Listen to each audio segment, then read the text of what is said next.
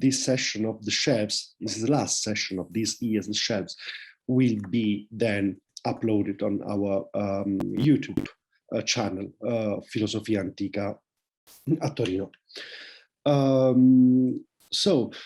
The Shelves is a series of online book presentations. The volumes we present are CUP, Ancient Philosophy volumes, and CUP, of course, supported this series of events set up by the Ancient Philosophy group of the Turin University in Italy. And so Michael Sharp cannot attend this event. Maybe Hilary Gaskin will join us at some point. But I want to thank CUP again, once again for the support to this series. And in fact, the idea of presenting Sarah Broadie's volume in this series is Michael Sharp's, and we warmly welcomed this idea for a series of reasons. Of course, I mean, we are pleased to honor the great scholar Sarah was, and at the same time, I mean, I'm a bit embarrassed for this, because I met Sarah, I mean, 4 times overall in my life, and these were just quite short encounters. Anyway, 2 things in order for me to be said. I mean, first, that Sarah's volumes, of course, changed the scholarly scenario in a number of respects. And so Christopher Rowe will talk about Sarah Broadie's Republic, but I must say that Sarah Broadie's volume on the Timaeus was for me inspiring and one of the best things written on this dialogue in the last decades. And the second thing is that in these very short encounters I had with Sarah Broadie, I mean, I had the opportunity to experience kindness and availability also to young scholars. I mean, first time I met her, I was really young, and it's not common for authoritative scholars to be so open to discussion and available. So we'll proceed as follows. I would leave the floor to any colleague or student attending this event. If anybody wants to share words on Sarah, then we will, of course, be glad of your contribution. And then we'll start with Christopher Rowe's presentation of Sarah Broadie's volume on the Republic, and then we'll open the floor to discussion on the topics Christopher will have touched upon. Before we start, just for the practical thing, CUP is offering 40% discount on any of the volumes presented in the Shelves series. Just in order to obtain this discount, it is just necessary to write to Michael Sharp. Arianna or Julia will paste, Arianna pasted Michael Sharp's email address in the chat and saying, I attended the Shelves and I'd like to, etc. So let's start with the event itself. If I see in that colleagues and also young colleagues of Sarah are connected, if anybody wants to share some words on her, please, that would be much, welcome. Just use your hand, the hand tool.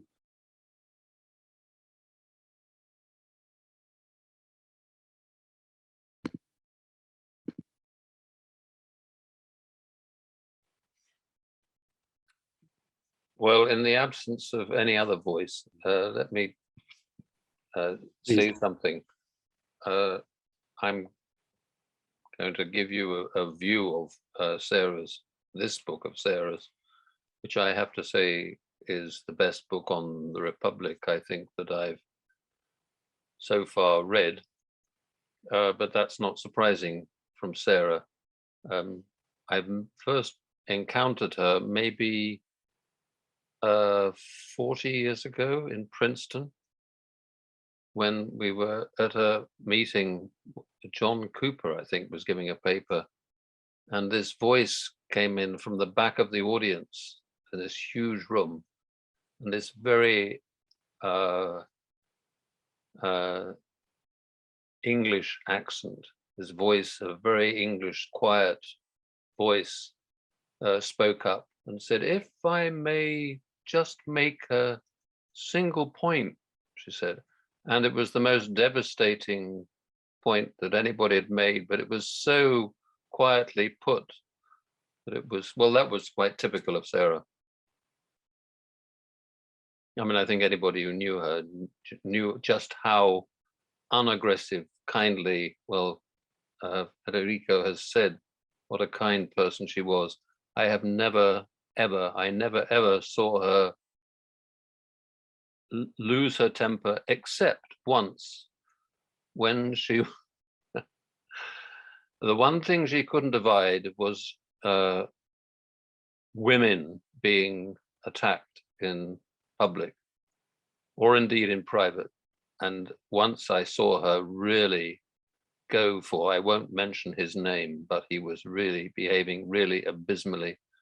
And Sarah let him have it with both barrels. That's the only time I ever saw her lose her cool. Thank you, Christopher, for this.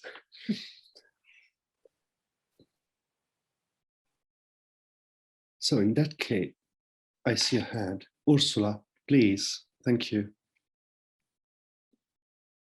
Okay, I think I should say something. I don't know whether, oh, sorry, I've not, see if I can start my video. Yes, Okay, here we go. No, anyway, I'll just say something then. So Sarah was my supervisor.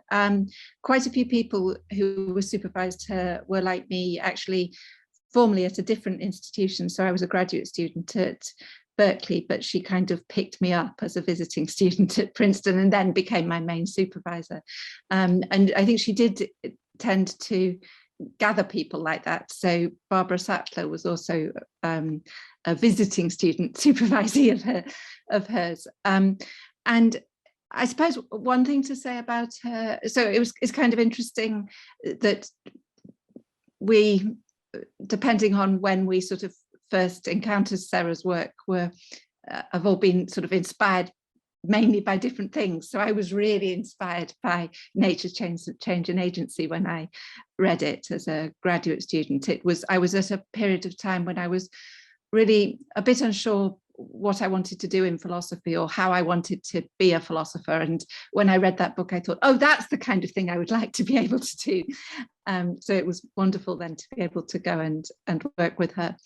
And in addition to being very kind, I think it is perhaps worth saying about Sarah that she had a great sense of fun.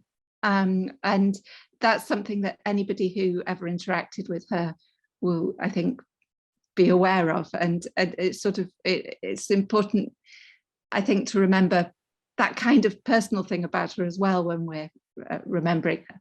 Okay, thank you. Thank you so much for this.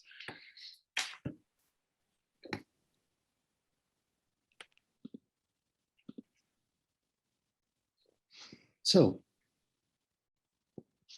in that case, I would move on, and of course we will be talking about Sarah the session, and I will then introduce our speaker for today, Christopher Rowe. Is professor of ancient philosophy at the University of Durham, and it is a great pleasure for me to have him here. So thank you, Christopher, for accepting our invitation. And it is a pleasure to see you again virtually after my stay in Durham, which is always in my heart, as we say in Italian. I don't know whether the same expression works in English. So please, Christopher, I'll share Christopher's paper so that this will be easier to follow for everyone.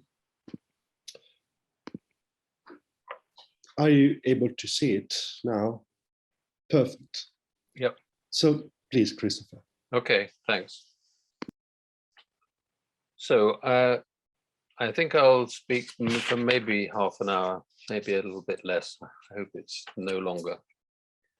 So the subtitle of this book is Dialectic in the Republic, and it deals exclusively with that topic, though as I shall suggest, its implications are much wider. More specifically, the book deals with dialectic as it will be done by the putative rulers of the best city. And that, Sarah Broadie argues, is not the same as dialectic or philosophy as Plato understands it more generally. And this point is central to her book, and I quote, there is no reason to assume that what Plato chooses to show about the reasoning of rulers qua rulers coincides with how he himself envisaged philosophy when writing the Republic. This unnecessary assumption has surely contributed to the urge to go behind the text and imagine leaders of Callipolis are governing with minds actively at work on abstract theories of metaphysics. Instead, more economically, we should think of them as epitomizing just what difference philosophy would make to the business of ruling if the two were joined. Broadie, Sarah Broadie, let me call her Sarah. Sarah is the least polemical of writers. Her theses are presented as worthy of consideration in themselves, with alternative views referred to respectfully in the footnotes or in the course of her looking back on her own argument and conclusions. In this case, in the present case, she allows her own position on the content and practice of dialectic in Callipolis to contrast quietly with the position of those who think that the philosopher rulers rule by virtue of having discovered metaphysical truths, whether these are esoteric or simply, I say simply, the substantive content of the form of the good or of justice. This latter position, she suggests, that is, that the rulers will rule by virtue of having insight into the substantive content of the form of the good or of justice, derives from assuming that the philosopher ruler's dialectic is concerned with questions of the what is X variety that are evidently so central to Plato's own philosophical thinking and writing, whether involving the method of collection and division or whatever it may be. The main problem with such approaches, Sarah suggests, is that it makes Plato say things and has him want us to believe things that we have no reason for wanting to believe at all, except that many people have believed Plato to have been saying them over the centuries. Someone who either believes truths about goodness and justice can be somehow derived from study of the eternal first principles of the one and the indefinite dyad, or from studying mathematics, or else supposes that such truths can be discovered in some other way, in abstraction from the very things whose justice and goodness, or lack of them, we need to establish.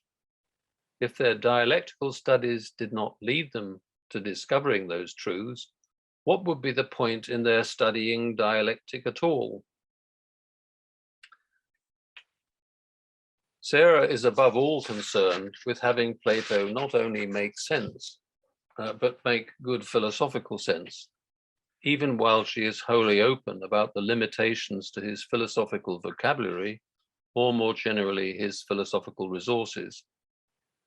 This is one of the chief drivers behind her view that despite the large role played by mathematics in the education of the rulers, their dialectic as such has no mathematical content. After all, why would the truth about goodness and justice have anything to do with mathematics? Why would anyone suppose that decisions about policy, still less decisions in the sphere of individual actions, could ever be derived from or expressed in mathematical formulae? Mathematics might be involved in the design of the universe, and indeed it is, and perhaps must be, that is, from Plato's point of view, perhaps in general. But it is hard to see how mathematics could be involved beyond a few truisms about ratios and proportions in the practical sphere.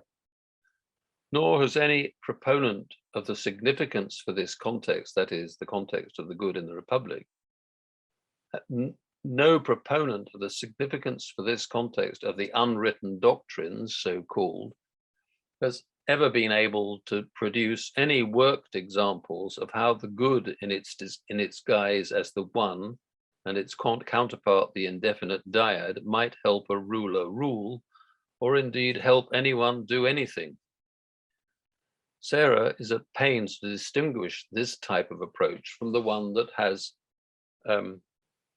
dialectic culminate in a mystical vision of the good. So she wants, and I think she's right in trying to distinguish this type of approach, that is the Tübingese approach, from the one that has dialectic culminate in a mystical vision of the good.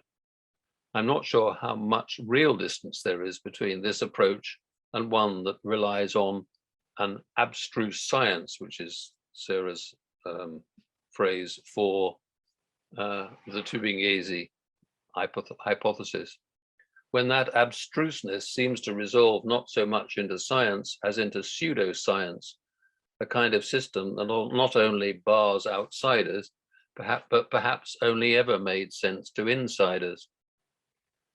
Or let us suppose the philosopher-ruler's dialectic is a matter somehow of analyzing the good, unpacking it somehow to find practical truth inside like the layers of an onion. This seems so obviously a non-starter that it's hard to imagine a Plato even considering it. Though it has to be said that quite a lot of people have imagined Plato considering it. And yet, analysis of forms plainly is a large part of what Plato is about. Moreover, goodness is surely, on Plato's account, something utterly substantive, full of content. The trouble is with getting to that content in advance, as it were, that is, in advance of our knowing any and all of the infinite situations in which there will be a good and a bad, a just and an unjust. As the Politicus shows, as the statesman shows, Plato is perfectly well aware of the plain fact that practical truth is not susceptible to being written down, that is, encapsulated in a limited number of rules. The problem is not so dissimilar to that of programming driverless vehicles. Those who try it simply don't understand the issues at stake. If there are rules, there are so many of them that they merely constitute a lower order of infinity than the infinite combinations of circumstances surrounding particular actions, past, present, and future. This is not to say that an analysis of the good would not somehow be possible, and Sarah fully admits that.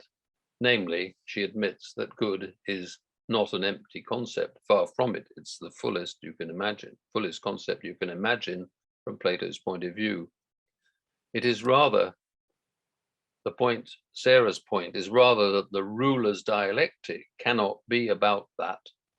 That is, the ruler's dialectic cannot be about the analysis of the good.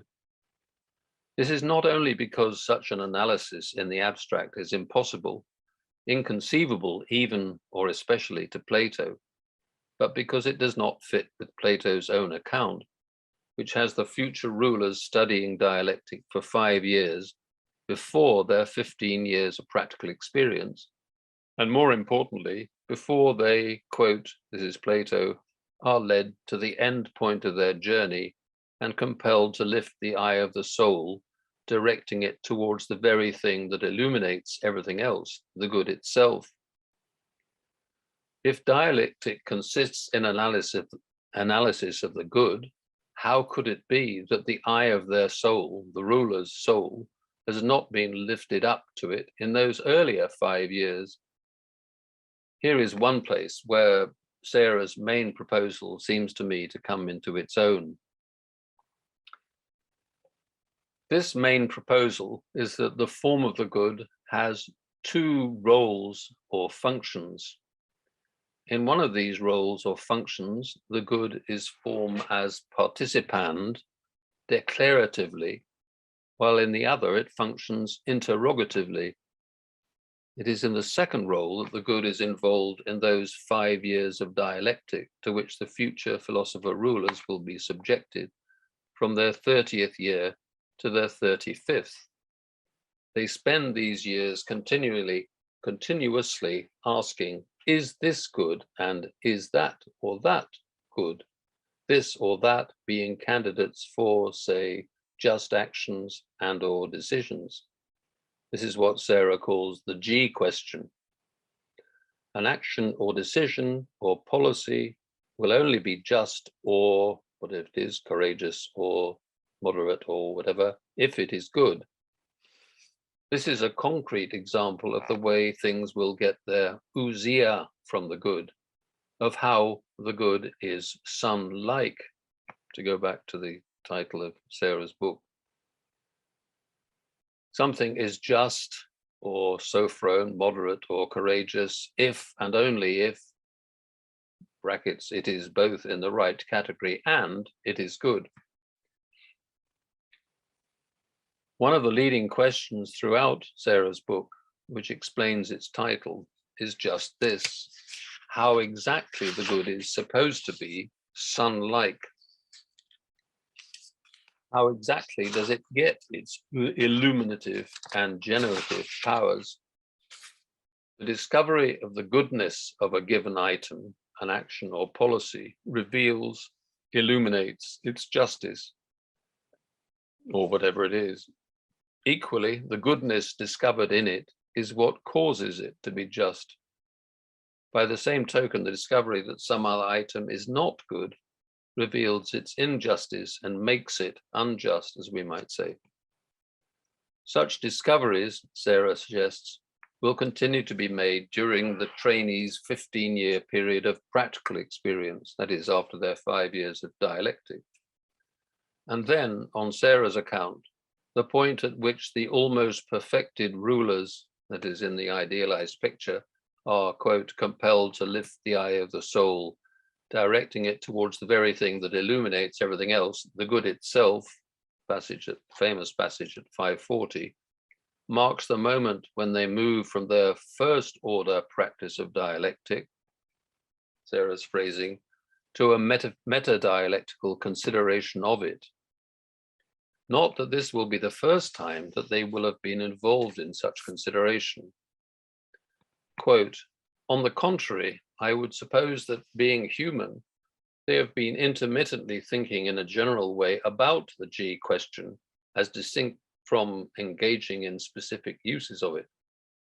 Learning to use the G tool, that is posing the G question, finalizes their 5-year training in dialectic, and vowing in general to make its use the source of the knowledge by which they will govern, finalizes their 30-year education as a whole. These are two distinct finalities, each in a different way involving the form of the good. Note that phrase, being human. It is part of Sarah's overall thesis that Plato thinks of us all as using the G question, not just philosopher rulers or future ones. The problem is that we don't use it often enough, allowing ourselves to be sidetracked by other considerations, and neither are we trained to use it effectively. So on Sarah's account, the philosopher rulers are involved in no more and no less than a highly disciplined, single-minded, systematic version of something that we would all immediately recognize as a familiar exercise. Is this or that something good, something worth pursuing? Quote, every soul, this is Sarah again, every soul pursues what it hopes will be genuine participants in the participand form of the good, but it cannot pursue them purely as such, that is, as participants in the participand form of the good, but only as this or that sort of good thing, the participand good is not itself practicable, as Aristotle said. It becomes practicable only when parceled out between the various categories, yielding virtue or health or opportunity or due measure, and so on. But a story is still needed about how to distinguish real versions of these from spurious lookalikes. And this is where Plato's sun-like good comes into play, that is, in the shape of the G question, systematically applied. The philosopher rulers are technicians of a sort, not practitioners of higher mathematics or some even higher esoteric science, but experts, insofar as there can ever be experts, in asking the sorts of questions we need and want to ask, equipped to find the answers if anyone can. There is still much about such a program that is questionable, of course, but it's one of the great virtues of Sarah's book that it makes the dialectic of the philosopher rulers of the Republic not only philosophically interesting, but relevant and relatable to our concerns. As we were saying just before this session began, Sarah's one of the effects of Sarah's book for me is actually to make me start to like the Republic rather than just be interested in it. Plato is nothing in Sarah's view and in mine if he is not a reformer, someone who wants to change our lives and our perspectives.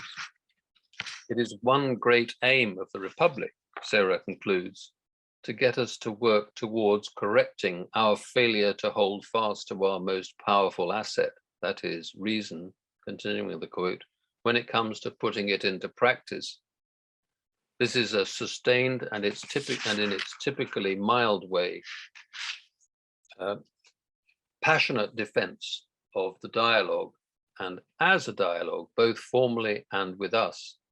It is on Sarah's reading a piece that requires the active participation of its readers, along with the interlocutors, fully to appreciate its argument. I should say the same is true of Sarah's book itself.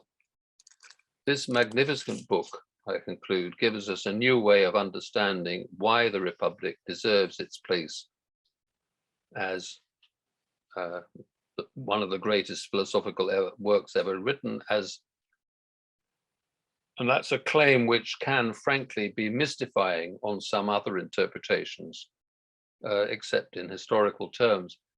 I mean, it certainly has always puzzled me greatly why, given, for example, the Tübingen interpretation or almost every other interpretation I can think of, anybody would say that the Republic was one of the greatest works ever written. Yeah, historically it is, but why it actually was is only really beginning to dawn on me now, having read Sarah's book.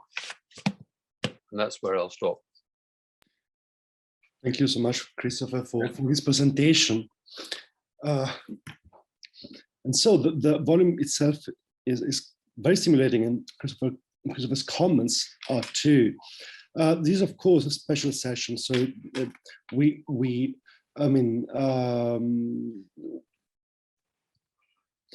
would be glad if any further questions to Christopher, I'm afraid, or in general, if any discussion will emerge from this. So please, I leave the floor to anybody who has comments, remarks, or just questions to Christopher or to the number of people attending this session. You can use, if you want, the hand tool on Zoom.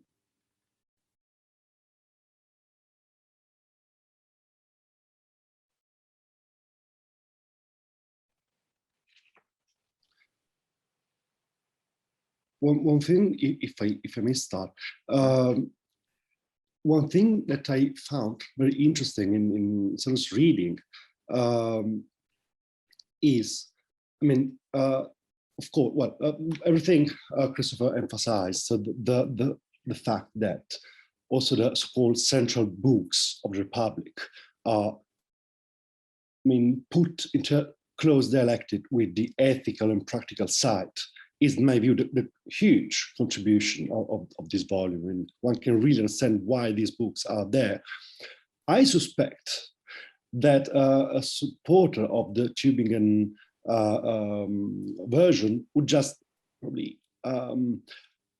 put your thing the other way around.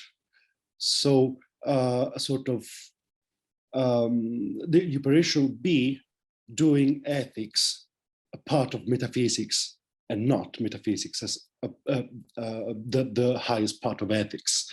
This is the attempt from Kramer or all these readers. My worry there, I mean, my worry with this new reading proposed by Sarah and you would be, what about the mathematics themselves? I mean, why the dialectic read in this way should be anticipated by the long path through mathematics in the Republic. Right. Well, Sarah devotes quite a lot of her book to this very question. And it is certainly initially plausible, given the amount of space that Plato allows the mathematics in the education of the philosophers. It is certainly tempting to say that mathematics should have something directly to do with the business of ruling, right? Now, a lot of Sarah's case depends on as we said, on the very implausibility of allowing mathematics to be a fundamental role in making ethical and political decisions. But I think she does have quite a good answer to the question, why then, if mathematics doesn't have this role, it should be given such space. Her main answer is that it is mathematics. Well, there are two main answers, I think. One is that mathematics, the study of mathematics, introduces people to a realm in which other considerations other than reason and reasoning do not intervene at all.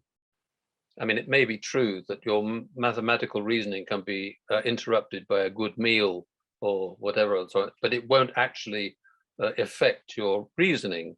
Mathematics is an example of a case where one is just, if one is a mathematician, one does mathematics without reference to anything else. Mathematics is on its own. And in Sarah's view, the philosopher's interest in the good is very much of that kind. We need to get used to the idea that this is absolutely central to all of us. It has to be done systematically, and so on and so forth. And I think her other main explanation of why mathematics is given such space is because in the Republic, is because mathematics introduces us to one area in which nobody can doubt that intelligibles are at issue, right? Now, Sarah has a very special way of understanding the word intelligible. What is intelligible is something that needs to be reasoned about. This seems to me to be a very, very important understanding of the word intelligible. That's how she inserts Plato's notion of the intelligible, something that has to be reasoned about and can't just be understood. Does that? I entirely agree, and this indeed, I mean, I think this is quite a suitable reply. And another payoff of this reading, well, I've always found quite puzzling. One of the twists of the narrative of the Republic, I mean, at the beginning of the 8th book, the reason why Callipolis may at some point implode or explode or cease to exist as such, I mean, envisages to some extent a mistake. Mm-hmm. While I'm not certain the traditional readings of the Republic, which I mean, to be entirely open, I think have very good points, but these readings cannot, I think, really account for this mistake. I mean, right. calculus should be eternal. Of course, cannot be eternal because it is generated, and this is the principle. But Right. in fact, we know that for Plato, the word itself is generated, but it is de facto eternal. Right. So this reading, in my view, leaves the room for some kind of insufficiency as mistake, and so to decline. Right. Yes. Allowing, once you allow other considerations to cloud your vision, then things will go wrong. Yeah. Yeah. Of course, I mean, if anybody has questions, please raise your hand. I'm just saying last thing for me. I mean, the only worry I have, but I think that might be having read Sarah's book on the Timaeus. Sarah would have also replied to this question. I mean, the form of the good, after all, has also a cosmological function. I wonder whether, in that case, I mean, if the form of the good works in this way, then one must admit or suppose that that it is true that the demiurge, after all, is a model for us for reasoning, which is, by the way, something which scholars have said in different ways. So I suppose that according to this version, the demiurge would just contemplate the form of the good in an excellent way and have a practical reasoning based in the form of the good. Well, that's certainly Sarah's view. I mean, there is a long, well, actually, it's not a very long, but there's a part of the book which is about the Timaeus and about how the program of the Republic marries up with the program of the Timaeus. One of the things that most struck me about that small part is the suggestion that I think, as you're suggesting, the demiurge, the divine craftsman, is actually reasoning, despite the fact that he's divine, despite the fact that he may or may not be omniscient. He is. I don't think there is such a thing as omniscience on on Sarah's account or on Plato's.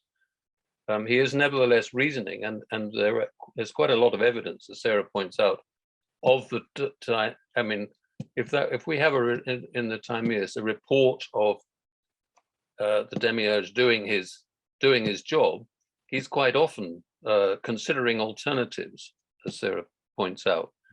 So, although, as she says, as a god, he's already got the answer. Nevertheless, he's doing the reasoning. So it's not as if he has to think hard about it, but he's done it. I mean, the reasoning is done, but there is still reasoning going on.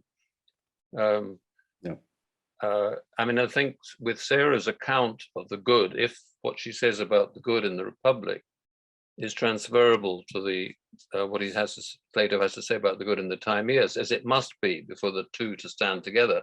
And after all, the Timaeus refers back to the Republic. No, I forgot what I was going to say now.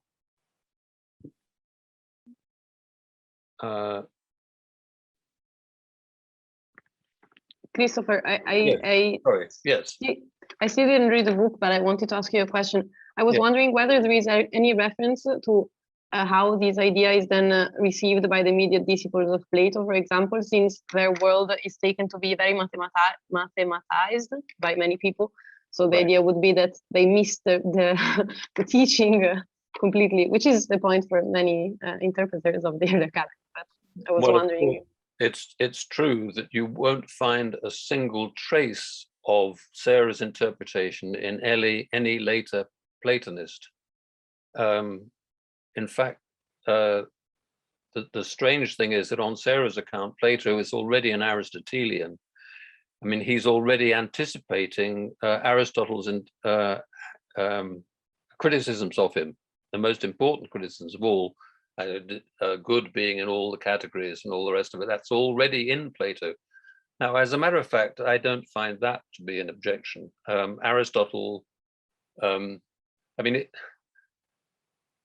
the question really is whether Sarah's interpretation is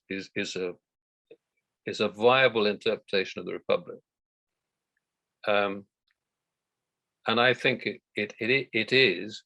I don't think it's at all implausible that Aristotle would have missed the point when it is so, as Sarah points out repeatedly, it's so indirectly put. I mean, it takes Sarah 225 pages to make what is essentially one single hypothesis. I mean, that it's an unusual book in the sense that, because Federico at one point said to me, well, will you be dividing up chapter by chapter?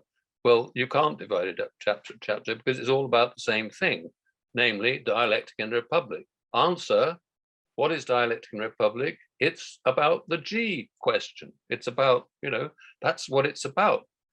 But it's put so indirectly that it takes Sarah 225 pages to lay out and then defend, but admittedly there's a lot of defense going on. A point which relies on a very small collection of passages. I mean, there's a huge book about, all right, it's about the central books, but it really relies on some very small passages. Now, these are passages which we have to try and explain. Plato doesn't do anything by accident. He knows what he's talking about. He knows what he's writing, at any rate. And it does slightly bother me that no Platonist ever, until Sarah, gets it right. But then this, I'm afraid, is true of any new interpretation. And the only question for me is whether it works or not. And it seems to me to be such a fruitful interpretation. For example, it gives us all these actually viable interpretations of so many different things, like the question, how is it that the form of the good gives both being and intelligibility to forms? I mean, there are any number of questions, bits of the text, which suddenly become intelligible. Now, of course, there are bits that are rebarbative that have to be explained away, but overall, it seems to me that there are so many different things that are explained, which aren't explained on other interpretation. And one of the things that I've been working on since reading Sarah's book is the whole issue of what it does for our understanding of forms in general, and about how the treatment of forms in the Republic relates to treatment of forms, say, in the Sophist or the Statesman. Okay, a day, let's not prejudge the issue. There are a day in Republic and in the Sophist. How do we treat these two things together? And I think they have to be treated. There's no good saying, well, Sophist was written later, he's given up all that stuff. Sarah's interpretation actually does give us a way of understanding how we can get from the Republic to a work like the Sophist. I mean, because there is an understanding, there is a view being put forward about what it is to be the form of the good, what it is to be the form of justice. And these are ideas about the forms which actually make coherent sense in a way that, well, I have to say, I haven't yet found any other way of making quite so much sense of forms than I have from Sarah's book. That's what I say. Perhaps somebody else can. Yeah, thanks. Thank you. And as a follow-up, in fact, I mean, from a purely historical point of view, from a point of view of history of scholarship, anyway, researchers on Speusippus or Plutarch or whatever, follow to some extent some kind of representation, a contemporary representation of Plato. Mm-hmm. I mean, so the sort of circle among these interpretations. So some kind of interpretation of Plato might have influenced the interpretation of other authors, which might be right in itself. Right. But then it is impossible to get back. And for instance, the striking thing is that even though some authors, some Platonists, then speak about the form of the good, in Plato you assert that he's talking about a form, a specific form, and this is the form of the good, while Platonists usually speak about the good, right, which might even be a form, but the good is a God, a principle, or whatever. Yes. But they are not really able to make sense of the fact that the good is a form, and they avoid thinking about it as a form.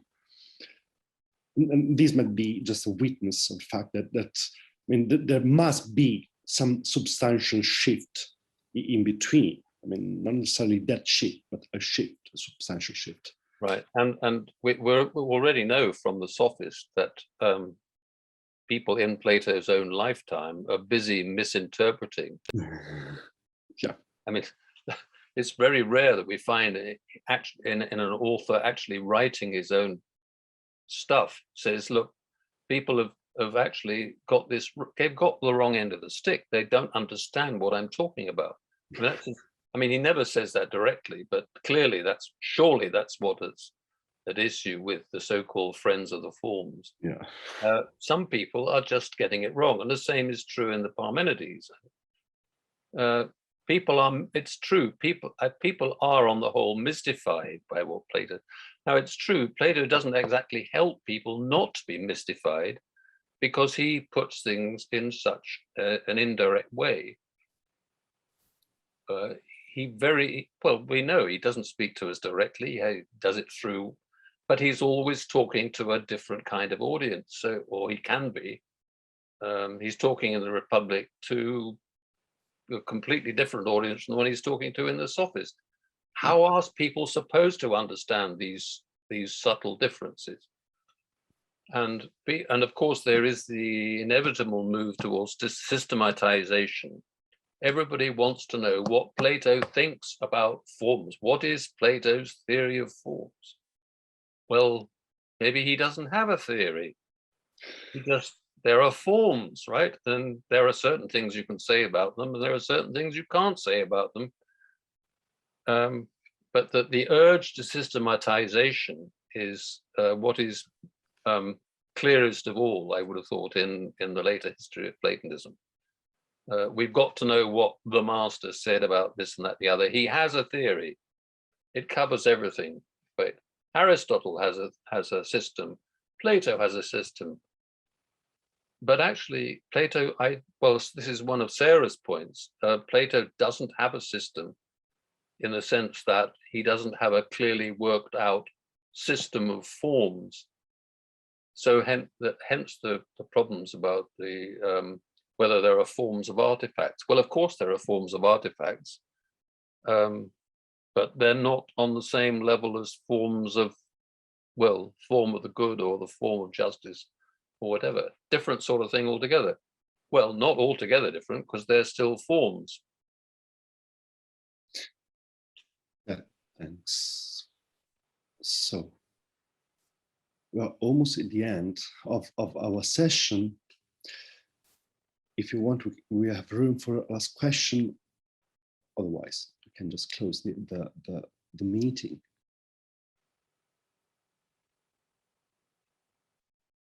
So let me just thank once again Christopher Rowe for this presentation and for this discussion.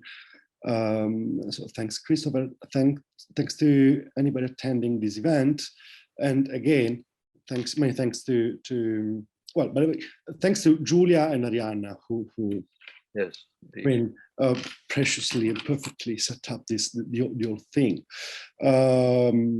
Probably that there had been mistakes in the organization, but I am in charge for them. And so then thanks also to CUP for the support. And so hopefully see you, well, at the latest next year with the chefs, so number 3. Well, thank you. Is this the second edition of the show? Round. There was one last year? Yes, there was a pandemic, actually pandemic, the chefs. Right. So when people were locked down in home, and so we had some more people connected, but less YouTube users. So I think this new format, which is shorter, since people have other things to do outside the rooms and houses, apparently works. So we'll think about a third series next year. Well, thank you for inviting me anyway, and I'm very glad to have the opportunity to talk on Sarah's behalf. I hope that I have not traduced her in any serious way, although even if I had, she would be very forgiving. She would say, Christopher, yes, well, that was just almost right, she'd say. Just a little thing. Thank you so much. Thank you very much, Christopher. Right, well, and thanks a lot, everyone. Yeah. Okay. Bye. Bye.